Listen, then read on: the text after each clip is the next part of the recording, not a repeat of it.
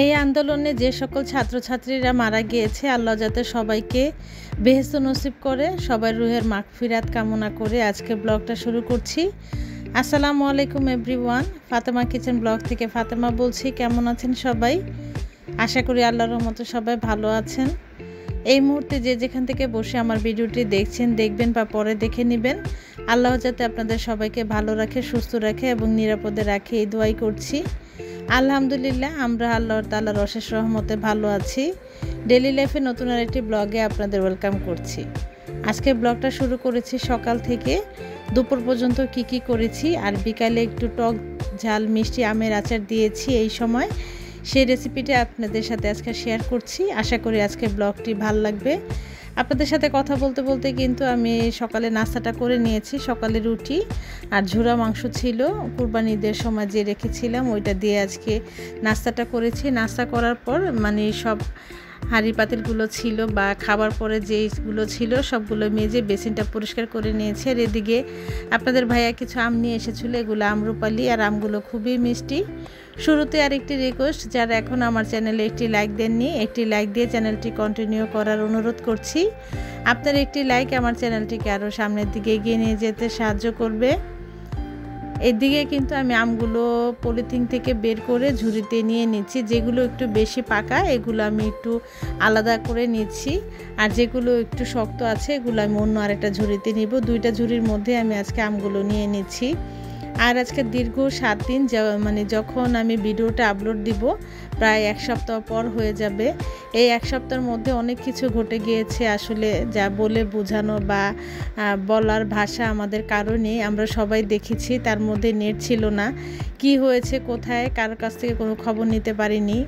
যাদের মোবাইলে ব্যালেন্স ছিল তারা হয়তো বা নিয়েছে, আর যাদের মোবাইলে ব্যালেন্স ছিল না আমরা কোনোভাবেই খোঁজখবর নিতে পারছিলাম না। আশেপাশে থেকে যতটুকু শুনছিলাম বা দেখছিলাম রাস্তাঘাটে মারামারিগুলো যাতে আর না হয়, দ্রুত সমাধান করার জন্য সরকারের প্রতি আসলে অনুরোধ করা হলো।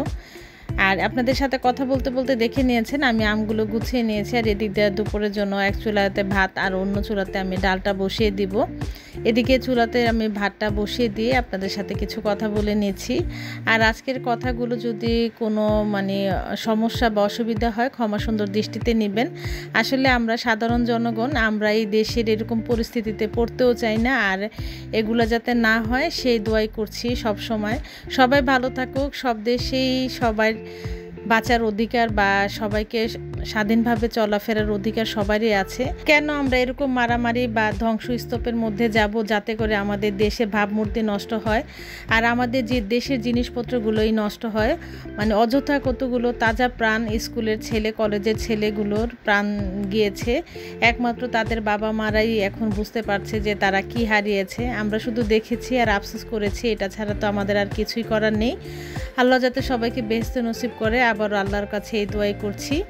এদিকে ভাতটা হয়ে গিয়েছে, ভাতটা হয়ে যাওয়ার পরে আমি অন্য চুলাতে ডালটা বসিয়ে দিয়েছি। আর আমি ডালটা সবসময় একটু আগে ভিজিয়ে যখন চুলাতে বসাবো সাথে সাথে আমি লবণটা দিয়ে দিই, তাহলে ডালটা তাড়াতাড়ি সিদ্ধ হয়ে যায়।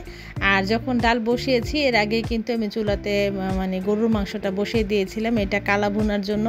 ডিটেলস আর ওইভাবে দেখাইনি, এটা ময়না কুকিং রেসিপিতে আছে, চাইলে আপনারা দেখে নিতে পারেন। ডেসক্রিপশন বক্সে এই লিঙ্কটা আমি দিয়ে দিব।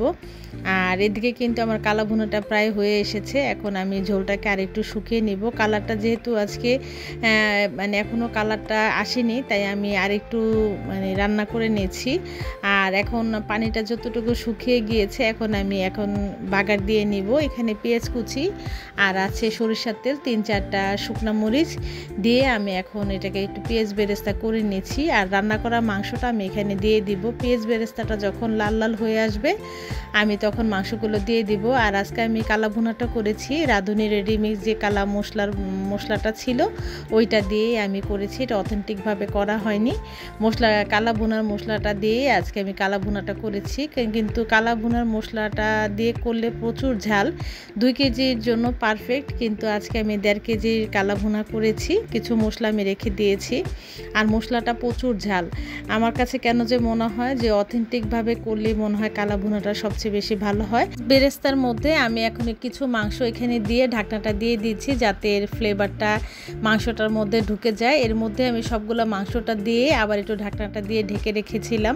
এখন ভালো করে একটু নাড়াচাড়া করে দিচ্ছি আর পেঁয়াজ বেরেস্তার সাথে সবগুলো মশলা একটু ভালো করে মিশিয়ে দিচ্ছি। দেখে মনে হচ্ছে মশলার পরিমাণটা বেশি, আসলে ওরকম বেশি না। আর এখানে আমি একটু কিউব করে রেখেছিলাম পেঁয়াজ, এই পেঁয়াজটা এখন দিয়ে দিচ্ছি। এটা অপশনাল, আপনারা চাইলে এখন বা আরও পরে দিতে পারেন।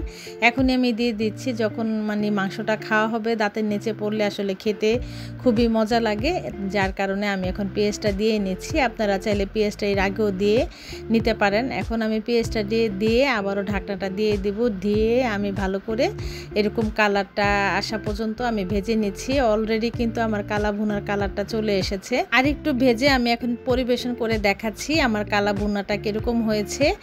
আর আমি খুব সহজভাবে তৈরি করে দেখিয়েছি আজকের এই কালা ভুনার রেসিপিটি। আজকের ভিডিওর কোনো অংশ ভালো লেগে থাকলে চ্যানেলটি সাবস্ক্রাইব করে পাশে থাকা বেল বাটনে প্রেস করে রাখবেন, যাতে নতুন ভিডিও দেওয়া মাত্র নোটিফিকেশন পেয়ে যান। অলরেডি যারা এই কাজটি করেছেন আপু ভাইয়া, আপনাদের অসংখ্য ধন্যবাদ। এখন আমি একটু দেখাচ্ছি আমার কালা ভুনাটা কেমন হয়েছে। আর খুব সহজভাবে তৈরি করে দেখিয়েছি কালা ভুনার এই রেসিপিটি। আশা করি আপনাদের সবার ভালো লাগবে। চাইলে আপনারা ময়না কুকিং রেসিপিতে যেয়ে এই রেসিপিটা দেখে আসতে পারেন। এদিকে কিন্তু দুপুরে এখন আমরা খাওয়া দাওয়া করে নিয়ে আমি একটু টক মিষ্টি কিছু আম পেয়েছিলাম, কাঁচা আম। এখনও বাজারে যেরকম কাঁচা আম পাওয়া যায় আসলে আমি ভাবতেই পারিনি। যাই হোক, হাতের কাছে পাওয়া মাত্রই আমি এটাকে নিয়ে এসেছি। নিয়ে আমি ছোলকাটা ফেলে আমি আজ একটু টক ঝাল মিষ্টি আমের আচার করে নিব। আর এই আমের আচারটা এবার আমি প্রচুর আচার দিয়েছি, যতবারই আচার দেওয়া হয়ে গিয়েছে আমি সাথে সাথে এক সপ্তাহের মধ্যে আমার আবার আচারগুলো খাওয়া হয়ে গিয়েছে। এটা নিয়ে আমার 4 নম্বর বয়মের আচার হবে। জানি না এটা কতদিন পর্যন্ত বাসায় থাকবে। অলরেডি আমরা সবাই কিন্তু আচার খাওয়া শুরু করে দিয়েছি, ধুম পড়ে গিয়েছে এবার আমাদের আচার খাওয়ার। আর আজকের ভিডিওর কোনো অংশ যদি আপনাদের কাছে খারাপ লেগে থাকে আমার কথার ক্ষমা সুন্দর দৃষ্টিতে নেবেন। আসলে আমরা আমাদের দেশকে খুবই ভালোবাসি দেশের প্রতিটি মানুষকে, তাই আজকের এই কথাগুলো বলেছি। এভাবে যাতে আর অকারণে ছাত্রছাত্রীদের গায়ে হাত তোলা না হয় সেই অনুরোধই করছি। নতুন আরেকটি ভিডিও দেখার আমন্ত্রণ জানিয়ে আজকের মতো বিদায় নিব। আল্লাহ হাফেজ।